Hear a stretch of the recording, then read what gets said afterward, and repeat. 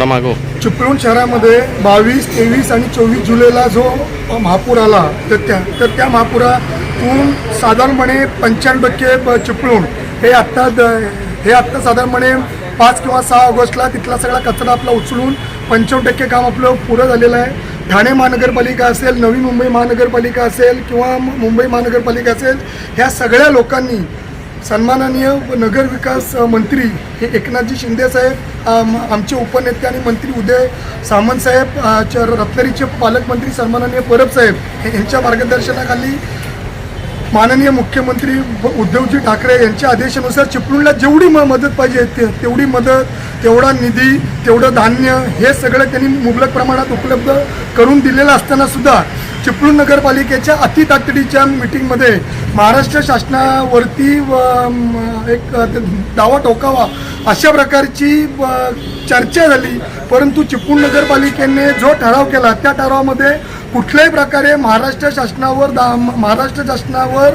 जनहित याचिका दाखल करावी किंवा महाराष्ट्र शासनाच्या विरोधात जनहित याचिका दाखल करावी अशा कुठल्याही प्रकारचा मुद्दा त्या ठरावामध्ये आम्ही घेतलेला नाही आहे. तरी एवढं सगळे म्हणजे आम्हाला याच्यामध्ये कुठलंही राजकारण करायचं नाही आहे. कारण आम्हाला शिवसेनेने जशी मदत केली तशी राष्ट्रवादीने केली, तशी हाय काँग्रेसने केली, तशी भाजपने केली, तशी सर्व प्रकारची जी मंडळी होती, सामाजिक सेवा, धार्मिक सेवा ज्या देणाऱ्या संस्था होत्या, काही मंडळी होती म्हणजे औरंगाबाद, नाशिक, मुंबई, ठाणा, नागपूर ह्या सगळ्याकडून जी मंडळी आली त्या सगळ्यांनी आम्हाला सहकार्य केलं आहे. असं असताना सुद्धा महाराष्ट्र शासनाची सगळी टीम इथं कार्यरत असताना सुद्धा जाणीवपूर्वक महाराष्ट्र शासनाने कुठल्याही प्रकारची दखल घेतली नाही असा अपप्रचार काही लोक राजकीय दृष्टिकोनातून करतायत.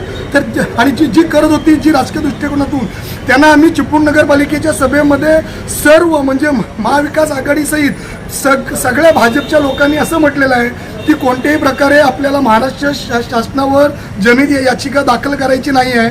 आणि कुणी सोडलं काय सोडलं याची चौकशी वरिष्ठ पातळीवर करण्याचे आदेश ऑलरेडी पालकमंत्र्यांनी दिलेले आहेत.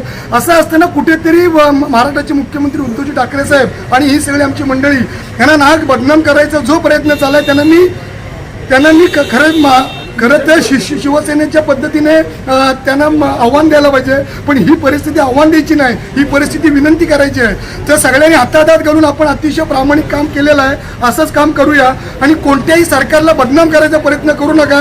याची दखल शिवसेना आणि शिवसेनेच्या वतीने सगळे नगरसेवक आम्ही योग्य वेळी 100% घेऊ आणि जी दखल आम्ही घेऊ आणि जी लोक शिवसेनेबद्दल अपप्रचार करतायत तर तो प्रचार त्यांनी वेळी थांबवा असं मी त्यांना आवाहन करतो. आणि शिवसेना आणि ही सगळी मंडळी पूरग्रस्तांना पूर्वपदावर आणण्यासाठी सर्व प्रशासन नगरपालिकेचं किंवा वेगवेगळ्या लोकांनी अतिशय छान काम केलेलं आहे. मी त्यांचे आभार व्यक्त करतो.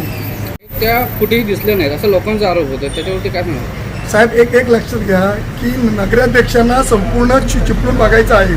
त्यांनी कुठे भेट दिली नाही ह्याचा तपास आता आम्हाला थोडा आम्हाला घ्यायला लागेल. कारण होतं कसं की ही वेळ अशी होती की कोण कुठं आहे हे करण्यापेक्षा जेच काम समोर येईल ते अतिशय प्रामाणिकपणे पहिलं काम पुरं करायचं आणि राजकीय दावे किंवा कुणाला घेतून काही वेगळं राजकारण करायचं आहे तो आता साधारणपणे पुढचे दिवस जे आहेत ते ह्याच्यामध्ये नगराध्यक्ष होत्या त्या नव्हत्या, त्यांनी कुठे भेट दिली ह्या सगळ्याचा शोध आम्ही योग्य वेळी घेऊ आणि तो शोध घेतल्यावर प्रसारमाध्यमाच्या समोर देऊ. आता कुठल्याही परिस्थितीमध्ये नगराध्यक्ष असतील किंवा काही नगरसेवक असतील ह्यांच्याबद्दल आम्ही कुठलीही वाच्यता करणार नाही.